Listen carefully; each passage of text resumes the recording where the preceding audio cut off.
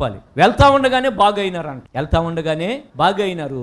బాగా అయితే ఆ బాగా అయిన వాళ్ళు 9 మంది ఏమో ఆ దేవాలయానికి వెళ్ళి, అర్థమైందండి, మోషే నియమించిన కానుక సమర్పించారు. మరి వాళ్ళు ఎటు వెళ్ళిపోయారో తెలియదు.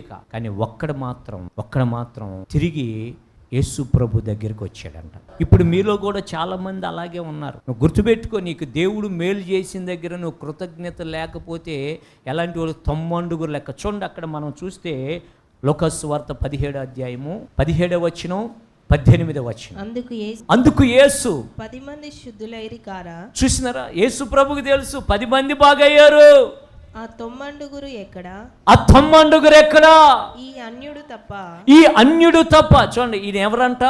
అన్యుడు. మిగిలిన 90 ఎవరో తెలుసా? వాళ్ళు యూదులై ఉండాలి, యేసుక్రీస్తు ప్రభుని గురించి తెలిసి ఉండాలి, ధర్మశాస్త్రం గురించి తెలిసి ఉండాలి, అన్ని విధానాలు తెలిసి ఉన్న వ్యక్తులే.